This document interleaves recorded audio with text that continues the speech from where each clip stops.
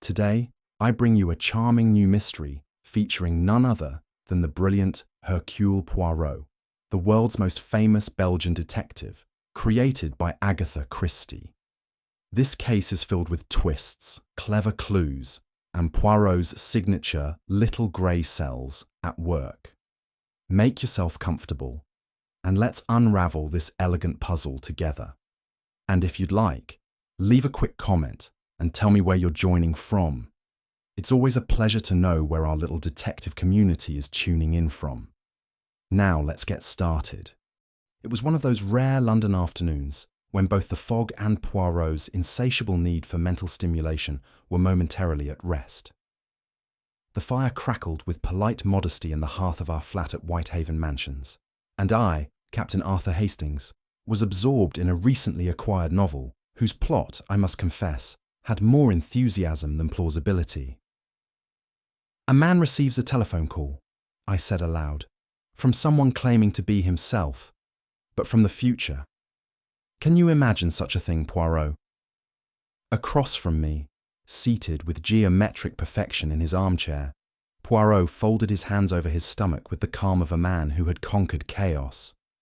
"My dear Hastings," he said, raising an eyebrow, "I can imagine anything except a Briton arriving on time and a time traveller keeping his telephone number unchanged." I chuckled. "So, you don't believe in any of that nonsense?" "Non?" Poirot said flatly. "But I do believe, mon ami, that a person in great distress can act in ways that defy logic, but not psychology." "Still," I said, waving the book, "a call from the future? It's impossible." Poirot's moustaches twitched ever so slightly. "And yet, is it not also impossible, Hastings, to vanish from a locked room? Or to poison a man without touching his food?" I leaned back, amused. "Fair point. But this one's fiction through and through."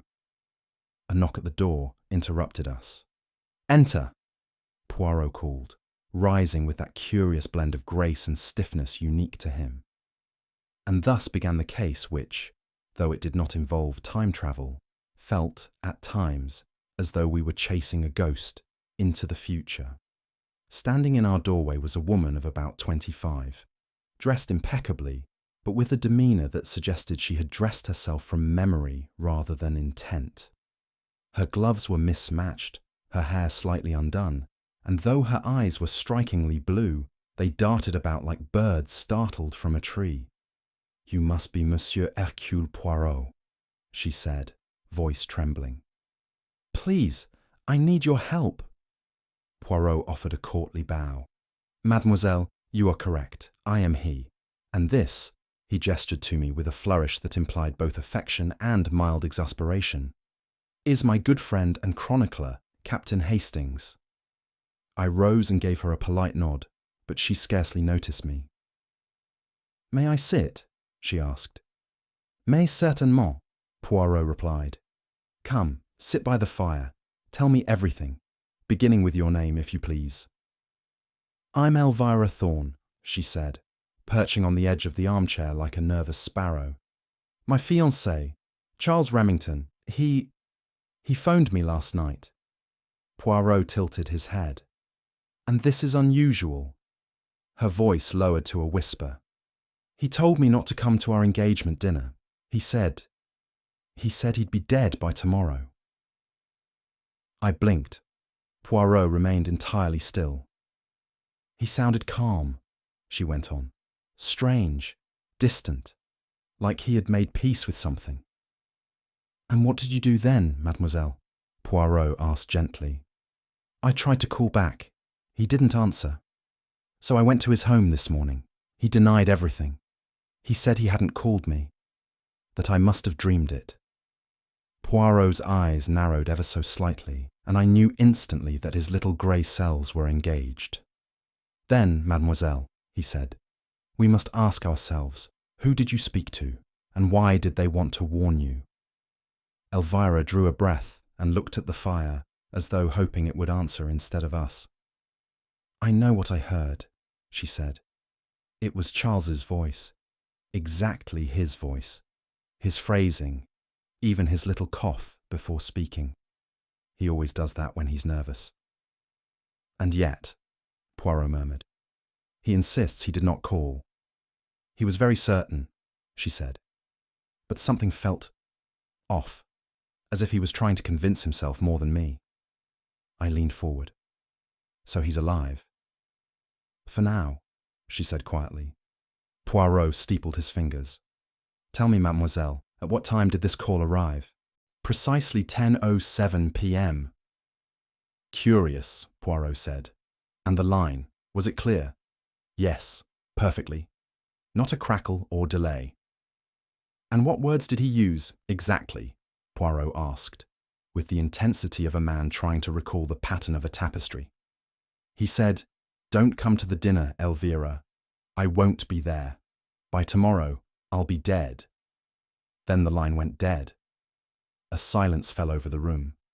Mon Dieu, Poirot whispered. What a chilling message, to speak one's own doom as if reciting a schedule.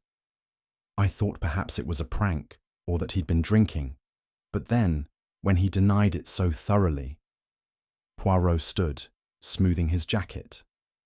Mademoiselle, I accept your case, and I do not believe it is a prank. Such messages, real or imagined, do not fall from the sky.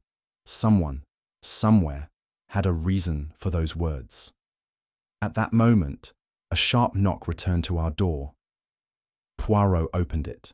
Standing there, pale and stunned, was a uniformed constable. There's been a death, sir, he said. Mr. Charles Remington was found dead in his study just moments ago. Apparent suicide. Elvira gasped. I felt my chest tighten. Poirot, however, only murmured. Then the voice, mon ami, truly was from tomorrow. We accompanied Miss Elvira Thorne in a hired motor car to the Remington estate in Kensington. A sleek, cream-coloured house with ivy trailing the windows and wealth etched into every brick. The atmosphere inside, however, felt curiously sterile. A silence hung in the corridors that one associates with museums or mausoleums, places where voices fear to tread. Charles Remington greeted us in the drawing room, wearing a sharp navy suit and the sort of fixed smile one sees on men determined not to betray their nerves. He was tall, with fair hair, combed to an almost artificial perfection, and a voice that, despite its smoothness, occasionally wavered, like a radio catching interference. Elvira, he said, rising, you shouldn't have come. I had to, she replied. You know why? Charles blinked and glanced at Poirot and myself, clearly uncomfortable. I'm sorry. Who are these gentlemen? Poirot stepped forward, ever immaculate, ever polite. Monsieur Remington, I am Hercule Poirot, and this is my associate, Captain Hastings. We are here at the request of Mademoiselle Thorne, who is understandably troubled. Troubled? Charles looked at Elvira again, his brow furrowing. What have you told them? That you called me last night, she said plainly. You told me not to come, that you'd be dead by tomorrow. The silence that followed was absolute. What? That's absurd. Charles laughed too quickly. I've been right here the entire time. I didn't call you. Elvira, are you sure you weren't dreaming? She stiffened. You think I imagined it? Poirot intervened smoothly. Let us not be so hasty, monsieur. The voice she heard. Could it have been someone else, perhaps? Mimicking you? Charles frowned. I suppose. But who would do such a thing? Poirot simply smiled. Indeed, monsieur. Who and why? That evening, we returned to Whitehaven Mansions. Poirot appeared deep in thought, his fingertips pressed together, eyes closed, as though listening for answers on the breeze. I refrained from interrupting him, though my curiosity bubbled like an unwatched kettle. Well, I said at last, unable to help myself. He seemed genuine enough, didn't he? Bit shaken, but not guilty. Poirot opened one eye. Hastings, my friend, When you are guilty, you are rarely so gauche as to appear it. No, Monsieur Remington is a man walking a tightrope, but he has not yet fallen. Before I could ask what he meant, a sharp knock came at the door. Poirot stood immediately. That, mon ami, he said gravely, is the sound of truth arriving. It was, in fact, a constable from Scotland Yard, looking flustered and breathless. Apologies for the late hour, he began, but we thought you'd want to be informed directly, Mr. Poirot. There's been a death. Charles Remington. Elvira gasped, her hand flying to her mouth. Poirot's face remained unreadable. Found about half an hour ago by the maid, the constable continued. Alone in his study. Gunshot wound. Looks like suicide. Poirot nodded slowly. And the weapon? Still in his hand, sir. Locked room. No sign of disturbance. Merci, Poirot said softly. But do not be so quick to label it suicide. The constable blinked. But it looks like... Ah, yes, Poirot interrupted gently. It looks like. That is the trick, is it not? Elvira turned to Poirot. He said it would happen. Last night he said it. You heard me. Poirot's voice dropped to a murmur. Then we must ask ourselves this, mademoiselle. Did he speak of the future? Or did someone else script it for him? The following morning, we took a train to the village of High Compton, where the Remington estate, Greystone Manor, sat in stately isolation. A heavy mist clung to the grounds, casting long, thin shadows across the gravel drive as our motor car crunched up to the front entrance. The manor itself was a handsome building, Edwardian in design, broad-shouldered, with ivy climbing up its western wing as though trying to choke the life from it. It had the look of a house that disapproved of strangers. A stern-faced butler opened the door as we approached. Monsieur Poirot, he said, as though already suspecting our presence would be unwelcome. Her ladyship is expecting you in the blue drawing-room.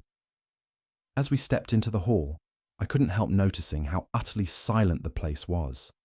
No footfalls, no voices, just the muffled tick of a long-case clock in the corridor. Poirot, ever observant, tapped my arm lightly. Do you hear that, Hastings? I don't hear anything, I replied. Precisely, he whispered. And silence, mon ami, in a house of mourning, is to be expected. But this is the silence of surveillance. Someone is listening. I cast a wary glance around. You think the killer is still here? Poirot offered a mysterious smile. Let us not leap to conclusions, but it would be most inefficient to kill and then flee before knowing whether your illusion has succeeded, n'est-ce pas? Before I could reply, we were ushered into the blue drawing-room, where the real characters of this strange drama were waiting in carefully arranged detachment. The air was brittle with unspoken resentments, and grief too neat to be real. And so, the little grey cells began their work. Lady Sybil Remington entered the room with the elegance of someone accustomed to command. She was draped in black crepe, her iron-grey hair pinned severely at the back, and her eyes, steely, unreadable, swept over Poirot and myself, like a judge eyeing two disruptive jurors. Let us be brief, Monsieur Poirot, she said, without offering to sit. I agreed to this meeting out of courtesy to the police. My son's death is still fresh. I will not have his memory dragged through the mud. Madame, Poirot replied, bowing slightly, I admire your fortitude, but I fear memory cannot be tarnished by truth, only by lies. She gave a tight smile. Very poetic. But Charles was a good man, troubled, perhaps, but not criminal. You disapproved of his fiancée, did you not? Poirot asked delicately. Her expression didn't shift. I disapproved of the haste. Elvira Thorne is charming, yes, but Charles barely knew her. Their engagement was a distraction, emotional, impulsive. Charles had responsibilities. Such as the family business? Poirot ventured. Lady Sybil nodded. Precisely, His father built Remington Shipping from nothing. It is not merely a business. It is our legacy, I interjected gently. You mentioned he was troubled. Stress, Mr. Hastings. A heavy burden. Charles bore it as best he could. Poirot leaned forward slightly. Madame, did Charles ever speak of someone trying to undermine him? A threat to his position? For the briefest instant, her eyes flickered. No, she said at last. He never confided in me. We were not always communicative. A mother's silence, Poirot said softly, is sometimes more eloquent than a son's confession. She blinked, startled. I beg your pardon? Nothing, madame. Only that the heart, it often sees what the eyes refuse to admit. We took our leave soon after, but as we exited, Poirot turned to me and murmured, Lady Sybil is a woman who fears scandal above sorrow. And that, Hastings, is always worth noting. Nigel Cartwright was waiting for us in the study. A tall, wiry man with prematurely silver hair and the nervous energy of someone who'd spent too many hours pacing marble floors. He was dressed informally, but neatly, and when he shook hands, his grip was firm, too firm, as though to suggest strength where none existed. I assume you're here about Charles, he said, lowering himself into a leather armchair. Horrible business. I still can't believe it. Indeed, Poirot said smoothly. You were close. Best friends. Went to school together. I was best man at his wedding.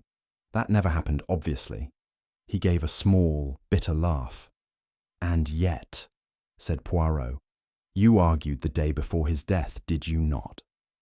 Nigel stiffened. Where did you hear that? Poirot merely raised an eyebrow. It wasn't serious, Nigel said quickly. A disagreement over the books. Charles thought there was an accounting error. I said it was nothing. It wasn't worth his attention. Poirot leaned forward. But he insisted, did he not? Nigel rubbed his temple. Yes, he always did. But he was under pressure, paranoid even. I told him he needed rest. Did you believe that? I asked. Honestly. Nigel hesitated. Yes and no. He'd been talking about strange things lately. Time. Messages. Like he thought something terrible was coming. I glanced at Poirot, who said nothing, though his eyes gleamed with sudden interest. And the books? Poirot asked casually. Were they truly in order? They are now, Nigel said carefully. Poirot smiled politely. Of course. But I wonder, were they always so? There was a long pause. Nigel stood. If you'll excuse me, I have a lot to manage with Charles gone. As we stepped out of the study, Poirot gave a slight shrug. A man who fears being watched, Hastings, will sometimes clean up a mess that was never supposed to be found. You think he's hiding something? Mais naturellement, Poirot said. The question is, does he fear scandal or exposure? Isadora Finch was not what I had expected. Where Elvira was composed and gentle, Isadora was sharp, both in feature and in temperament. Her eyes, dark and quick, flicked from Poirot to me with open suspicion as she perched on the edge of a chaise longue in the East Salon. She had already poured herself a sherry, though it was barely noon. I suppose you're here to see if I killed him, she said abruptly, lifting the glass. Poirot gave a small smile. Mademoiselle, if I thought that, I should be speaking with the police, not with you. She gave a soft, brittle laugh. You'd be surprised how often the two are interchangeable.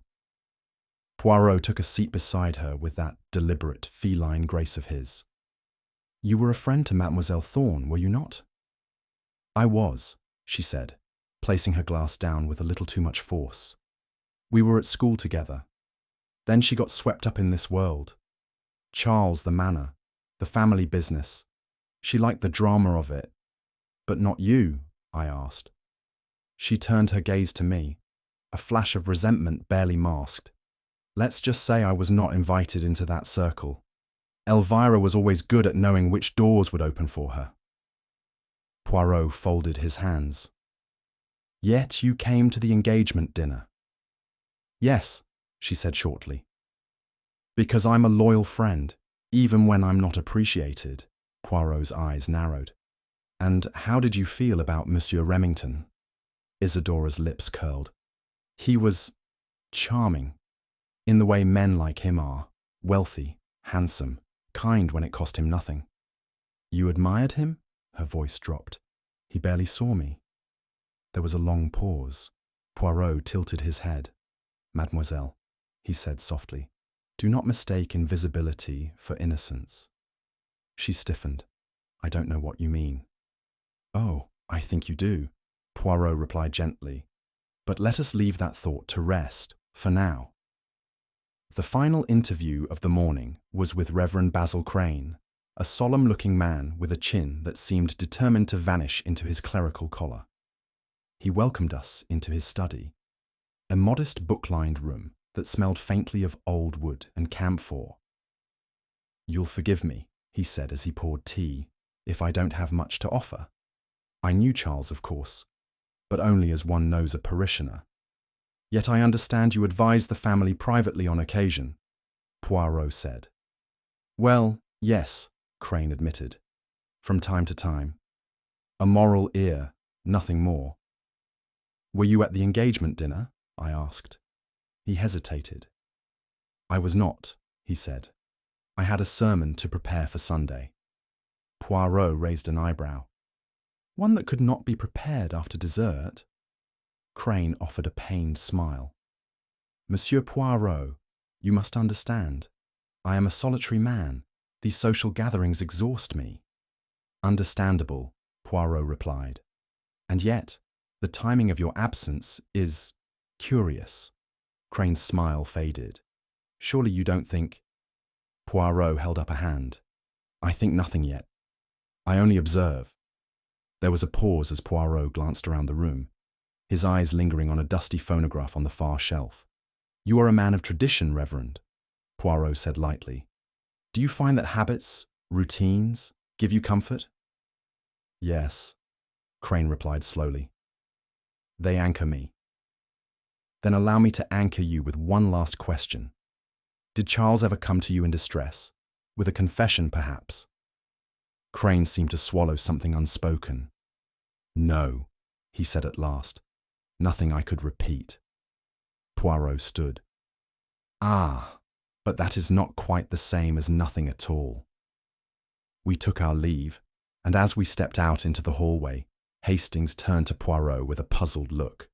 Did you get what you wanted from him?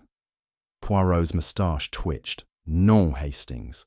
But I did get what he did not say, and that, mon ami, is sometimes far louder. Later that afternoon, Poirot and I were granted access to Charles Remington's study, a richly furnished room with mahogany panelling, tall leaded windows, and the distinct scent of tobacco lingering beneath the polish and leather. It was here, we were told, that Charles had been found. Seated at his desk, a single bullet wound to the temple, revolver still in hand. It was, as Poirot described it, a death arranged for the convenience of the living. The police had already combed through the room, of course, but Poirot insisted on beginning anew. He moved slowly, reverently, his fingertips grazing surfaces as though expecting the wood itself to whisper secrets. I followed him in silence, feeling rather like a schoolboy shadowing a professor of metaphysical detection. You see, Hastings, he murmured, suicide is a thing of the heart. But this is a thing of design. He paused before the desk and knelt, retrieving a small shard of glass from beneath the leather armchair. A wine glass, he observed. And yet there is only one glass on the table. I looked. Perhaps it broke during the struggle? Struggle? Poirot repeated. Ah, you think there was one. I assumed. Poirot tisked softly. Assumption, mon ami, is the enemy of the little grey cells. He rose and pointed to the floor near the hearth. Do you see, Hastings, the small mark in the carpet? barely visible, an indentation in the wool. A small one, I said, cylindrical perhaps. Exactly. The kind of mark left by a letter opener standing on end, and yet there is no letter opener. Misplaced? Poirot arched an eyebrow. Or removed. He then turned his attention to the desk drawers. Most were empty or contained innocuous items, stationery, a blotter, a few old receipts. But in the bottom drawer he found a folded sheet of cream-coloured parchment. It was addressed, oddly, to Adelaide, and signed with Charles's initials. "Who's Adelaide?" I asked. Poirot read aloud. "I was a fool to believe I could live without you. If this letter reaches you, it is because something has gone terribly wrong. Know that I never stopped." He stopped. "What?" I asked. "This," he said, "is the handwriting of a man in love. But the phrasing, it feels artificial, as though written to be found. A red herring? Perhaps. Or a message for someone else entirely." I watched Poirot's gaze drift toward the hearth once more, where the fire had long since gone cold. "And yet," he murmured, "sometimes it is not the fire that warms the truth, but the ash it leaves behind." As we moved toward the mantelpiece, Poirot stopped suddenly before the ornate brass clock that presided over the fireplace like a stern judge. It was a beautiful piece, French, I believed, its hands frozen at 10 minutes past 10. "Curious," Poirot said, frowning slightly. "Do you notice anything, Hastings?" I looked. "Well, it stopped." "Non," he said. "It has not stopped. It has been set, intentionally." I blinked. "What do you mean?" Poirot crouched and examined the underside of the clock. "There is a faint scrape along the adjustment lever. Someone has tampered with it." "But why?" Poirot straightened and folded his arms. "Because time, mon ami, is the greatest alibi of all." He walked to the window and looked out at the setting sun. "Let us consider, Hastings. Charles was found shortly before midnight, the time of death estimated to be perhaps an hour or two earlier. But if the clock in the study says 10 past 10, and we take that at face value, it sets the scene neatly, does it not?" I nodded. "Yes, but if it was set back, then the entire timeline collapses." "Precisely," Poirot said. "And if the timeline collapses, then so too does the illusion of suicide, because a man does not reset a clock after shooting himself." He tapped the mantelpiece once. "It is, as the Americans say, the smoking gun's timekeeper." The final development of the day came not from the manor, but from the village telephone exchange. Poirot, ever insistent, had asked that the local operator investigate whether a call had in fact been made from Charles Remington's private line the night before his death, specifically to Miss Elvira Thorne's London flat. The result was not what I had expected. A call was placed, the operator confirmed, from the study line at exactly 10:07 p.m, connected to Miss Thorne's number in Mayfair. Duration, 43 seconds. Poirot accepted this information with a slow nod. "Merci, mademoiselle. You have been most helpful." As we walked back along the country lane toward Greystone Manor, I couldn't contain myself. But Poirot, if the call was made from Charles's line at 10:07, and the coroner says he died before that time, then who made the call? Poirot smiled faintly. "Ah, Hastings, now you begin to ask the right question. But how is it possible?" "Is it?" he replied. "Or is it merely arranged to appear so?" "You think someone made it after the murder, to make it seem like Charles predicted his own death?" Poirot did not answer directly. Instead, he looked to the horizon, where the last of the sun dipped behind the manor's gables. "There are ghosts, Hastings," he said. "Not the kind that haunt halls, but the kind we create. And sometimes we allow those ghosts to speak, from tomorrow." We found Lady Sybil seated in the conservatory, sipping tea with the serenity of someone who believed they had triumphed over tragedy. She looked up, not entirely surprised to see us again. The warmth of the midday sun filtered through the glass, casting a glow over the ferns and palms, though her expression remained entirely in shadow. "Back so soon, Monsieur Poirot?" she asked, her voice clipped but not unkind. Poirot bowed slightly. "Madame, it is in my nature to linger where questions linger, and questions, I fear, bloom in this house like orchids." She set her cup down. "I have answered you honestly." "Indeed, madame," Poirot said gently. "And yet it is often not what one says, but what one does not say, that is most eloquent." Lady Sybil's lips tightened. "I fail to see what else I could possibly tell you." Poirot's eyes flicked momentarily to a small photograph on the side table, Charles as a boy, seated on his father's knee. "You have lost much, madame. Your husband, now your son. Grief is a heavy thing." Her gaze faltered for a moment. "I have always borne it as a Remington should." Poirot nodded, with dignity and distance. Her eyes narrowed. "What do you mean?" "Only this. Grief that does not breathe must find another way to speak." There was a long pause. Then, with the faintest of tremors in her voice, she said, "Charles had secrets." Poirot leaned forward ever so slightly. "Ah, and those secrets, did you fear they might come to light?" She said nothing. Poirot's voice softened. "You may not have killed your son, madame, but I believe you tried to bury a part of him long before his death." Lady Sybil rose, the conversation dismissed, but her eyes no longer held the same steel.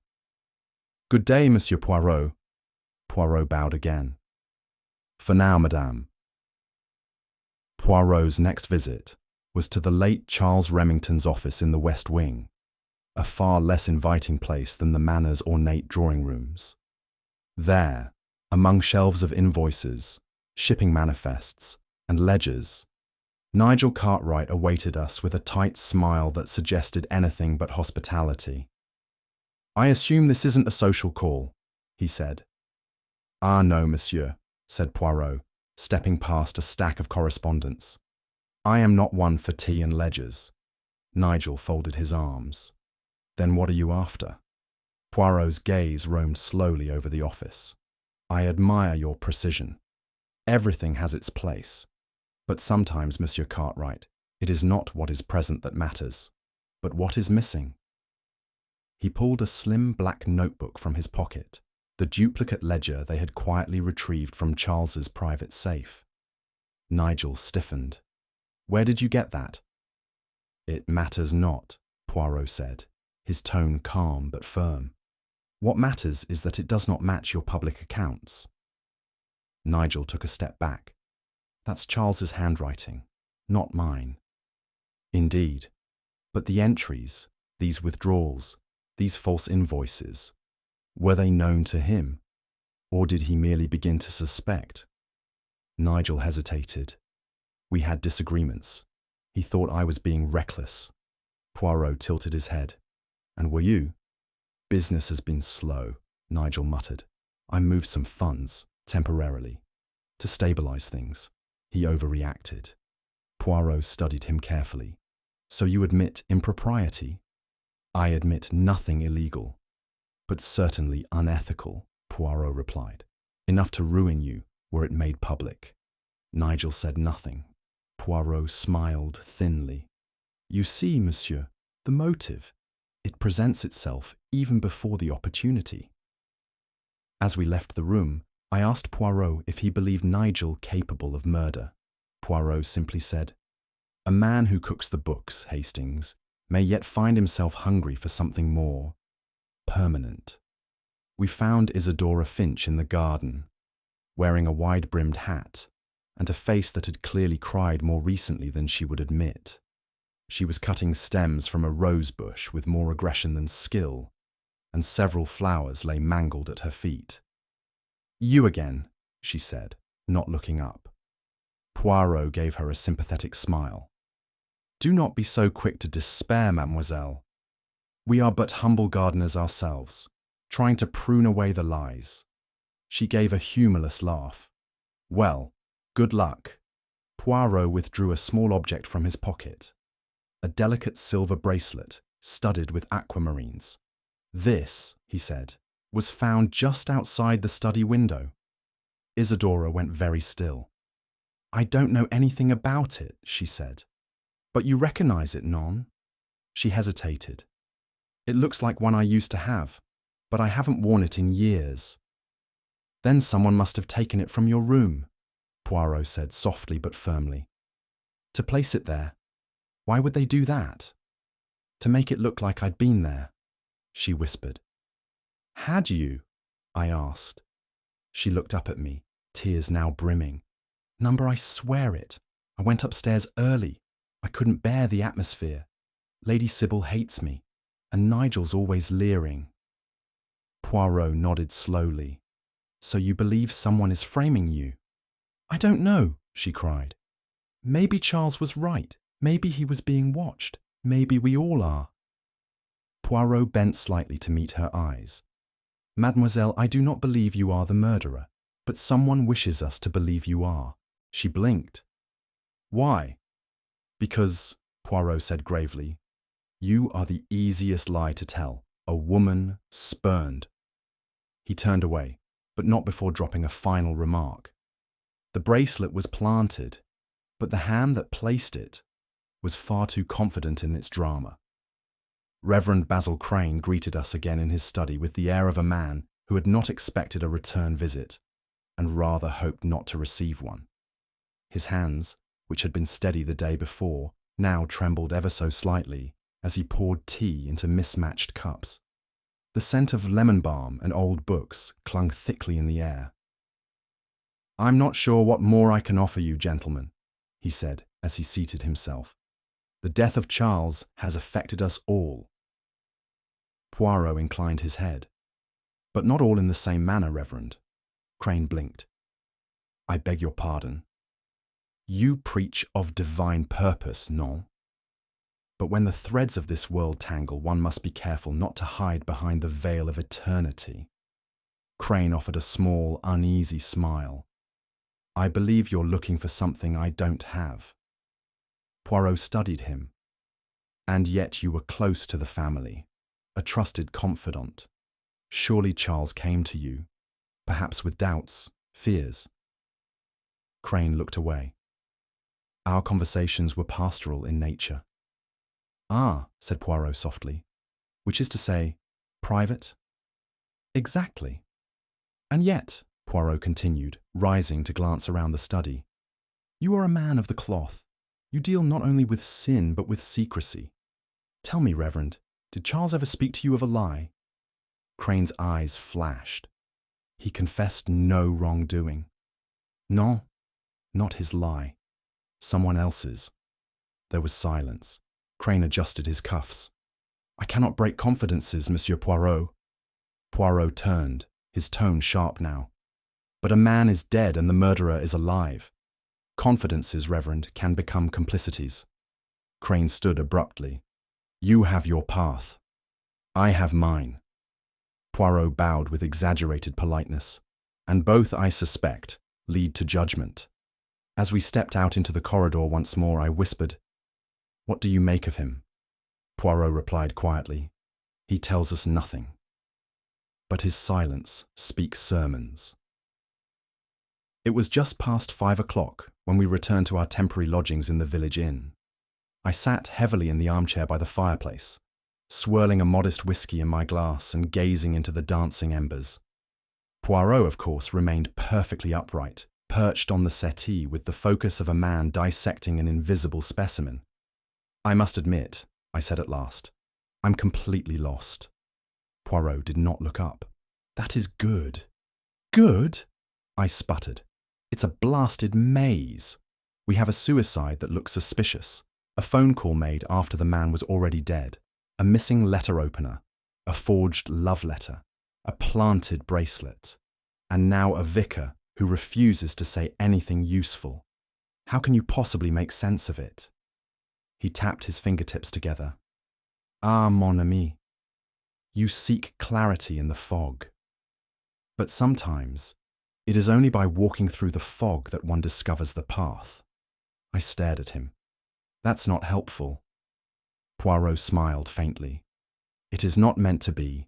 You see, Hastings, to solve this case, you must not look with your eyes, but with your understanding. He paused. What is this case truly about? Murder, I said. Obviously. Non, Poirot said softly. It is about fear, shame, and the need to control how one is remembered. I'm not following, I admitted. He rose and walked to the window. Outside, mist was beginning to descend over the hedgerows. Think, Hastings. Someone wanted Charles to appear both prescient and defeated, to make it seem as though he expected death and welcomed it. But why? To hide the truth, I offered. Oui, but also to build a story. You see, the murderer is not merely a killer. He, or she, is a playwright, crafting illusion. I blinked. So, who is the audience? Poirot turned back to me, eyes alight. Why, mon ami, us. It was shortly after breakfast when Poirot excused himself from the parlour and disappeared down the hall with what I can only describe as feline stealth. I followed at a more dignified pace, only to be stopped by the sound of voices. One clipped and aristocratic, the other unmistakably Poirot's, calm and unrelenting. I edged closer. They were in the morning room. Through the half-open door, I saw Lady Sybil standing before the hearth, one gloved hand clutching a set of fireplace tongs, the other shielding her eyes from a plume of ash. Poirot, ever unflappable, was stooping beside the grate with a silver-handled cane, poking gently at the smouldering remains of what looked very much like a book. Madame, Poirot said quietly, this is not an ordinary fire. Lady Sybil turned sharply. I was cold. And so you fed the flames with pages. Poirot lifted a half-charred scrap from the grate, its ink smudged but still faintly legible. The top line read, Monday 8th. Elvira cancelled dinner. I must speak with Nigel. Something is wrong with the... The rest was scorched away. It was an old notebook, she said quickly. Meaningless. My son had a habit of jotting down his thoughts. It was nothing more than idle scribbling. Poirot rose slowly. Non, madame. A man's idle thoughts are rarely so precisely timed. She met his gaze, eyes flashing. Do you accuse me of something, Monsieur Poirot? Not yet, he said, brushing ash from his cuff. But you are interfering in an investigation. That speaks volumes. Lady Sybil's voice lowered. I was protecting Charles's memory. That's all. He was not well. He was unravelling. Or, Poirot said softly, he was on the brink of revealing a truth, one someone wanted buried in smoke. As we left the room, I caught up to him. You think she knows who did it? Poirot did not answer directly. She knows what she wishes had never been written. That afternoon, Poirot and I took a walk around the edge of the Remington estate, accompanied by the elderly groundskeeper, Mr. Wells. He was a wiry man with hands like bark and eyes that had seen more than they cared to admit. It's the old phone box you're after, is it? He asked, squinting toward the orchard. Oui, Poirot replied. The one by the south gate. Aye, still wired in, though nobody uses it these days. Bit of a relic. We followed a mossy path to a crumbling wooden structure tucked beside an iron fence. It leaned slightly, as though tired of its own existence. Here she is, Wells said, patting the side. Funny thing, though. Night before Mr. Charles died, I was locking the garden shed, late, round 10 o'clock or so, and I saw someone come out here. Poirot's head tilted. You saw them clearly? Wells shook his head. Dark coat, quick steps. Could have been anyone. Thought it odd, but didn't think much more. Poirot peered inside the booth. The receiver was in place, but the floorboards were scuffed, fresh. You said 10 o'clock? he asked. Give or take, after the staff turned in but before the lights went out. Poirot nodded, then turned to me. Hastings. Note this, s'il vous plaît. Someone used this phone just before the impossible call was received. But if the call came from inside the house, Poirot held up a finger. If, mon ami. If is the door to misdirection. Back in our modest rooms above the village inn, I stared out at the cloudy dusk while Poirot arranged sugar cubes into precise rows on the tea tray, a habit of his when thoughts were settling into place. So, I began. You've spoken to everyone, found red herrings, false letters, broken clocks, and now someone creeping to the phone box after dark, and yet you've said nothing of your suspicions. Poirot added a sixth sugar cube and nodded. You have figured it out, haven't you? Ah, mon ami, he said. I begin to see the pattern in the tapestry. The threads, they were always there, but now they weave. I leaned forward. You believe it wasn't suicide? He smiled. Hastings, it was never suicide. It was a masquerade, designed to appear poetic, tragic, inevitable. But no man stages his own destiny so artfully and dies before the performance ends. But who? Shh. He held up a hand. Soon. Not yet. I groaned. You enjoy this, don't you? I enjoy the truth, he said. And it is almost ready to present itself. A few more questions, a final illusion to unravel. I sighed and stood. Shall I at least order supper?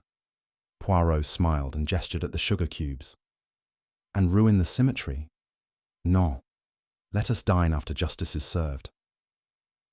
It was just past 7 in the evening when Hercule Poirot summoned the household to the grand drawing-room of Greystone Manor. The rain tapped gently at the leaded windows, and a stormy hush had settled over the house, as if nature itself held its breath. The drawing-room had been arranged like a stage.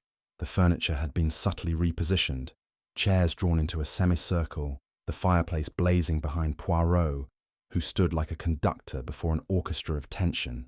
Lady Sybil was the first to arrive, icy as ever, her gloved hands folded neatly in her lap. Nigel Cartwright followed, feigning calm but visibly unsettled. Isadora Finch slumped into a velvet armchair, avoiding eye contact with anyone.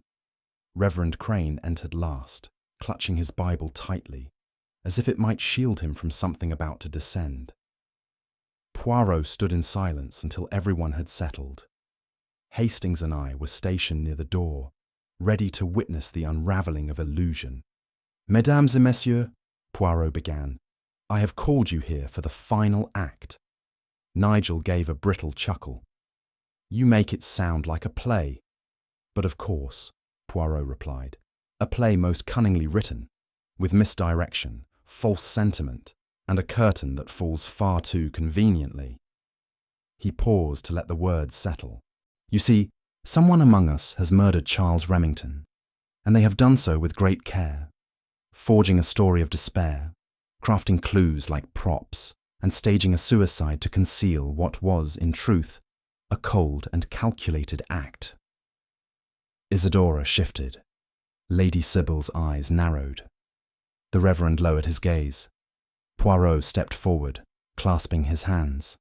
But now, the time for theatre is over. Let us return to the truth.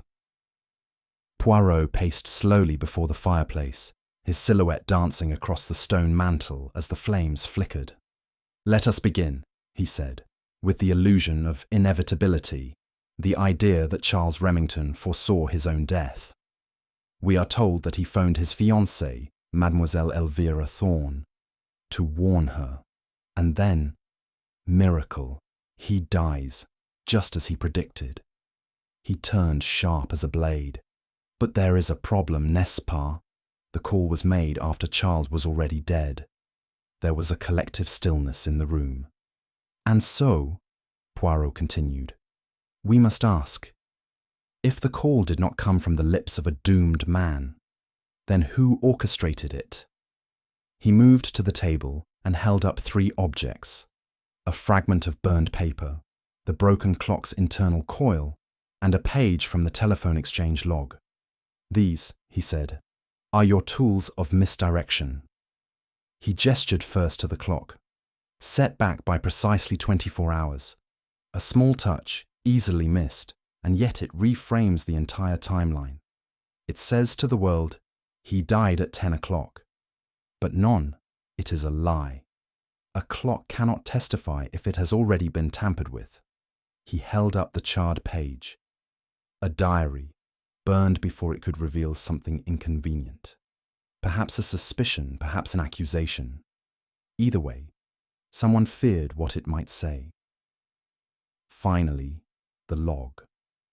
And the call. Ah yes, the call. A message recorded and delivered using an old phonograph from the study's storage, played back through the estate's private line. A ghost, summoned by wire and wax. Nigel paled. Lady Sybil's fingers curled tighter.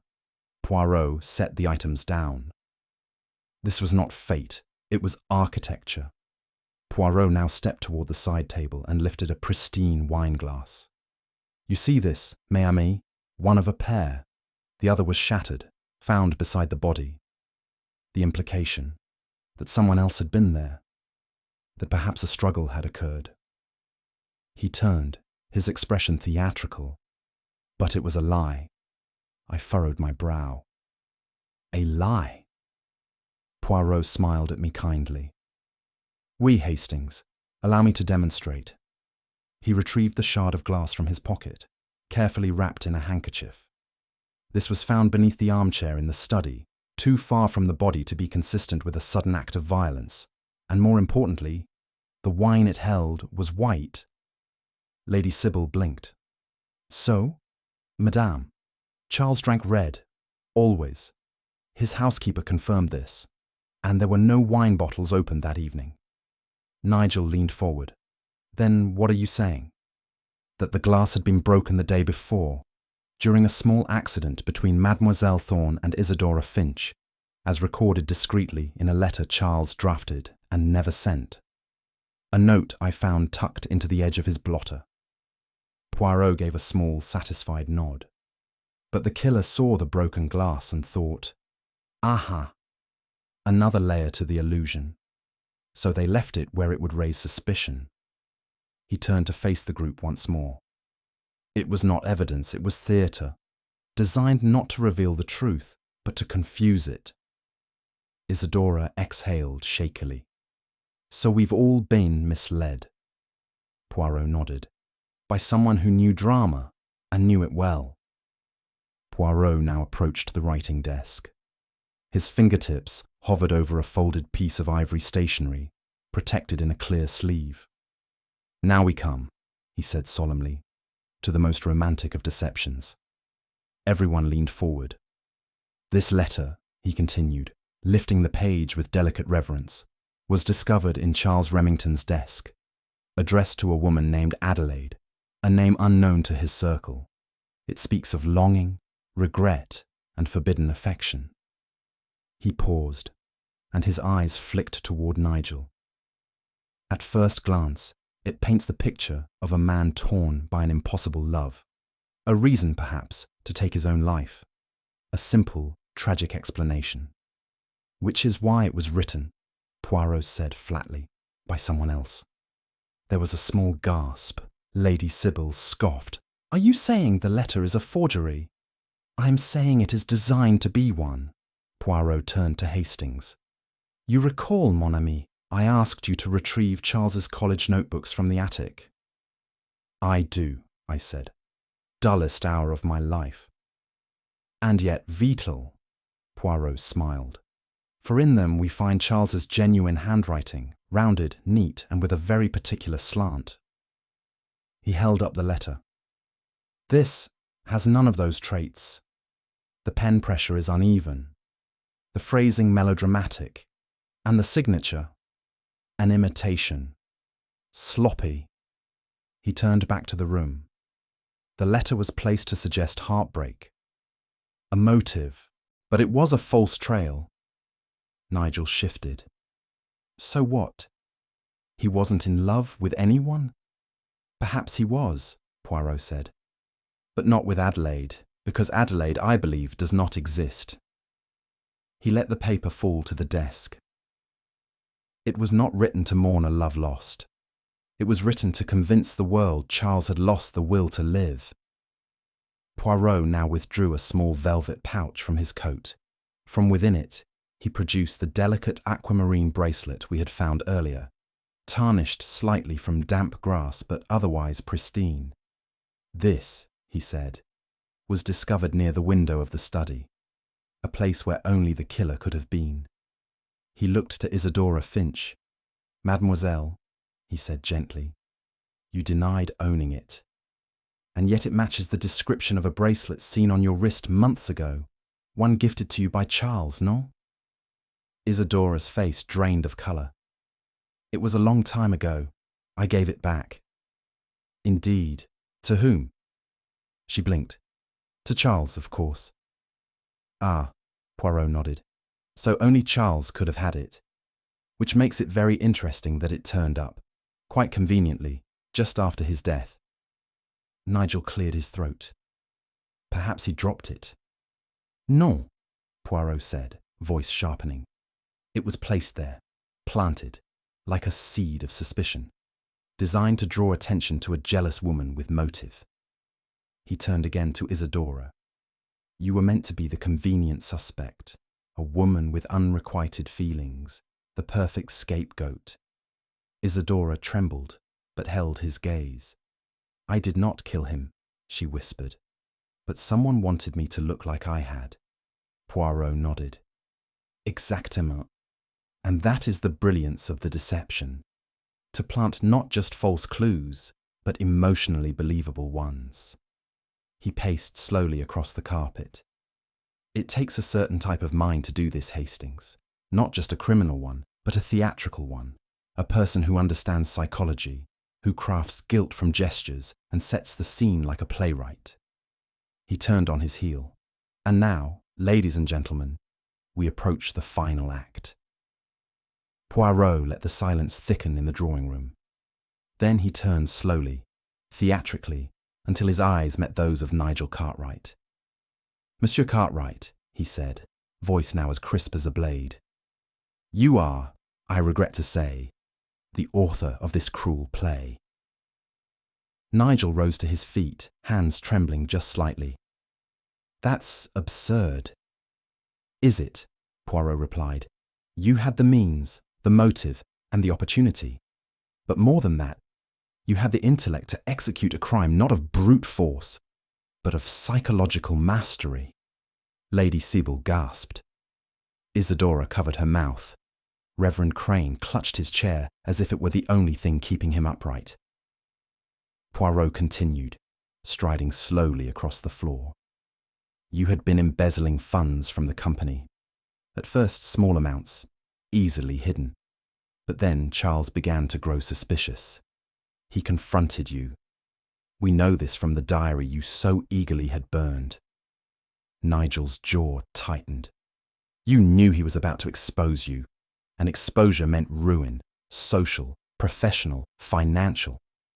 But more than that, it meant shame. And shame is the one thing you could not afford."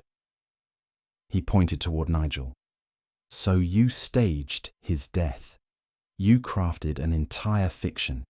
A man driven to despair, a broken heart, a mysterious phone call. And then you killed him, quickly, cleanly, using the letter opener, which you hid, quite cleverly, in the base of the grandfather clock." Nigel's face was pale now. "You can't prove that." "Ah," said Poirot, "but I can.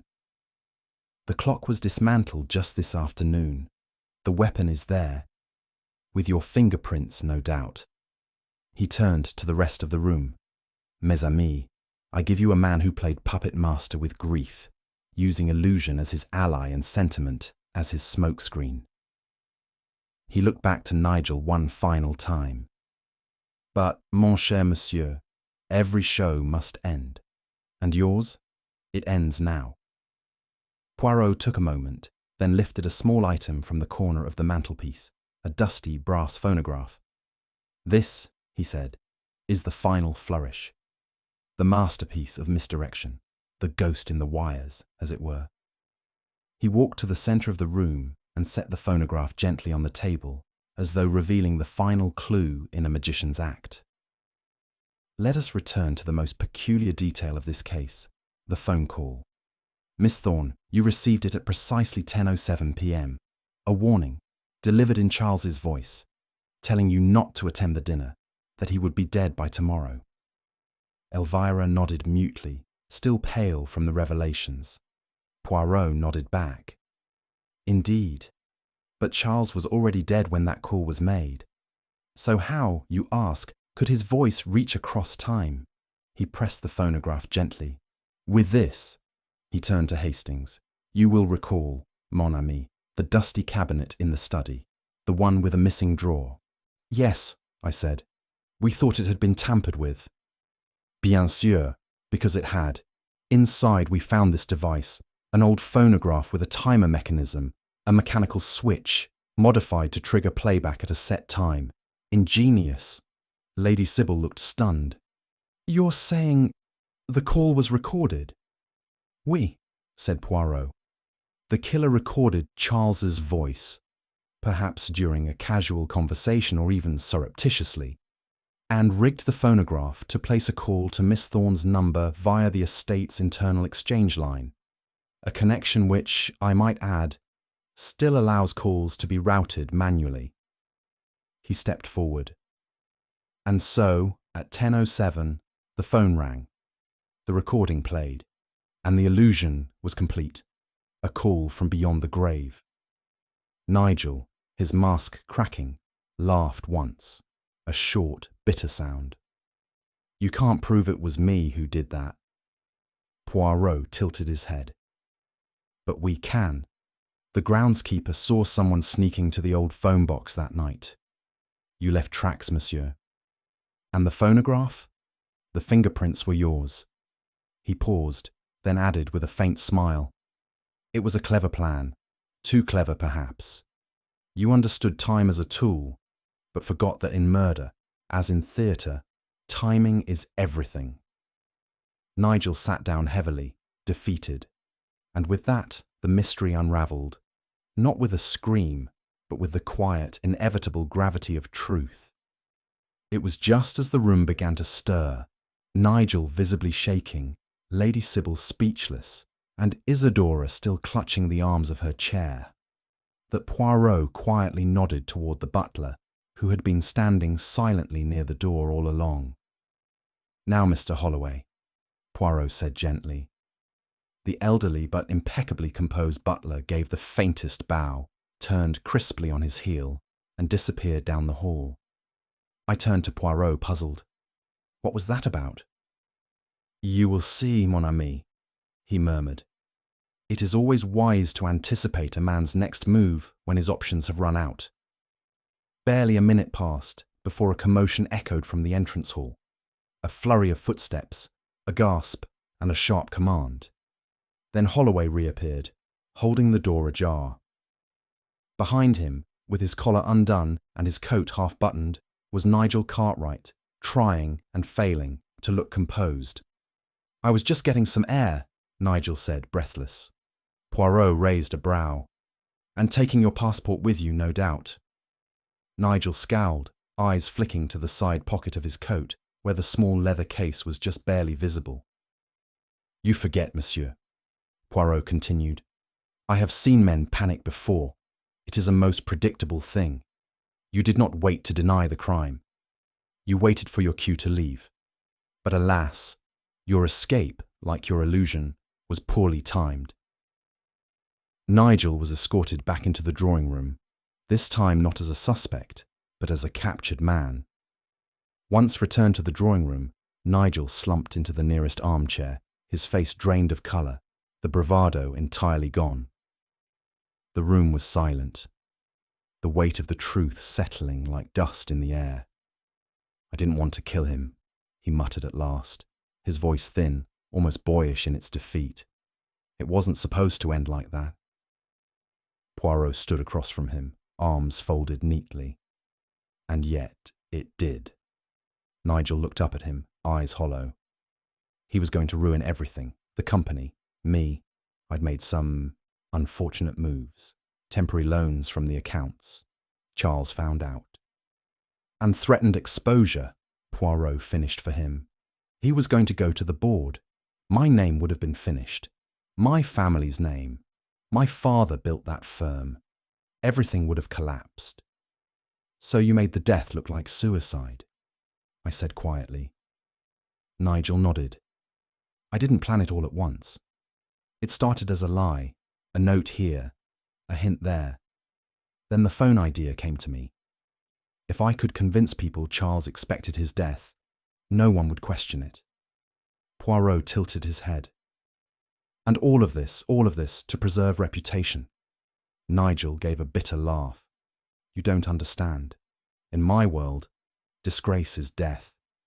Poirot's voice lowered. Then you chose a different death, one far more permanent. Nigel did not respond.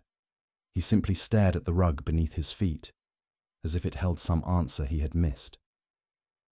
Later that evening, after the constable had taken Nigel away and the Remington estate returned to a heavy hush, Poirot and I sat by the fire in the drawing room. I still felt as though I were waking from a dream, one filled with clocks, lies, and phantoms. So that's it then, I asked. It's over. Poirot gave a slow nod. Oui, Hastings, the curtain has fallen. But the whole thing, the call, the diary, the bracelet, the clock, it all felt larger than life. Poirot smiled, because it was crafted to feel that way. A murder of the mind, not just the hand. A performance. He leaned forward, tapping the tip of his index finger against the mantel. The brilliance of it, mon ami, was not in the act itself, but in the illusion of time. By adjusting the clock, burning the diary, and sending a message after death, he made it seem as though fate had spoken, that Charles's death was written long before the bullet. And yet, I said, you saw through it. But of course, he said, because when the pieces are too neat, when the story fits too well, then one must ask, who is writing this play? I chuckled. You and your theatre metaphors. Poirot gave a sly smile.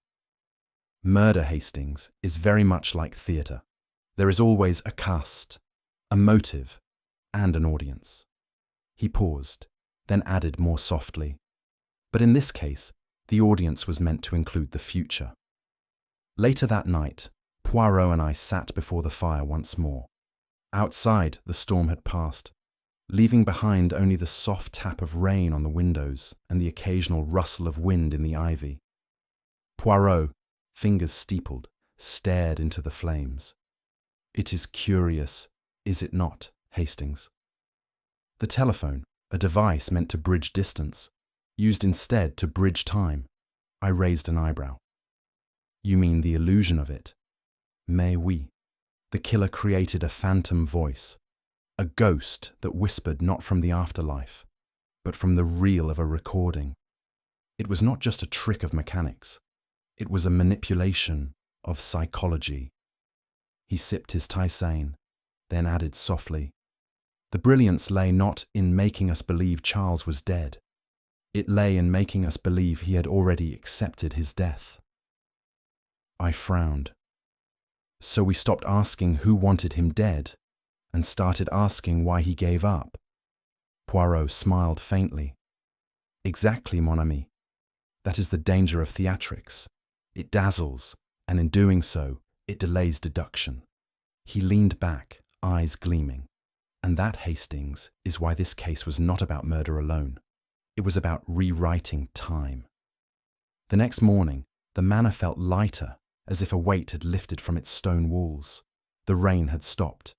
A gentle breeze carried the scent of turned earth and fresh leaves. Poirot and I stood at the gates as the household prepared to return to its uneasy routines. Elvira Thorne emerged last. She wore a modest coat, her hair swept neatly beneath a hat. In her arms was a small overnight bag. Her face was calm, too calm perhaps. She gave us both a courteous nod. I wanted to thank you, Monsieur Poirot, she said quietly. For the truth. Poirot bowed. The truth is often unwelcome, mademoiselle, but it is always necessary. She hesitated. Still, it doesn't fix what's broken. Non, he replied, but it prevents further fracture. There was a pause. I stepped forward. Will you stay in London? She smiled faintly. I think I'll go away for a while. Somewhere quiet. She turned as if to go, then stopped. Her hand shifted slightly over her abdomen. A gesture subtle enough to miss, unless one was Poirot. His gaze narrowed. A flicker crossed his eyes. Then gently, he nodded. Bon voyage, mademoiselle. She gave him a long look, one that held both gratitude and sorrow, before stepping into the waiting car. I turned to Poirot. She seemed different. She is, he said softly. What do you think she'll do now? Poirot smiled, enigmatic as ever. She will carry something Charles never knew, a legacy not of name, but of life. Then he adjusted his cuffs, turned back toward the manor, and said with finality, In the end, mon ami, it was not the call that came from tomorrow, but the consequence. As the fog of illusion lifted and truth stood revealed, it became clear that even the most carefully orchestrated deception cannot escape the notice of Hercule Poirot's little grey cells. A clock turned back, a voice from the dead, and a trail of smoke meant to blur the line between life and legacy. All of it unravelled by the precision of the mind, not the evidence of the eye. In the end, Poirot reminds us once again, there is no mystery too clever that cannot be untangled by the order and logic of the human mind. And as for me, well, I dare say this whole business has made me wary of answering the telephone after dusk. Hastings' final remark. Still, Poirot, if someone does call me from the future, I do hope they'll at least have the courtesy to warn me about the stock market. What do you think was the most cleverly planted clue that nearly fooled everyone, except Poirot? Let us know your thoughts in the comments below. If you enjoyed this classic Hercule Poirot mystery, don't forget to like, share, and subscribe to our channel. Your support helps us bring more thrilling detective stories to life every week. More mysterious adventures with the great Belgian detective are just around the corner. Stay tuned.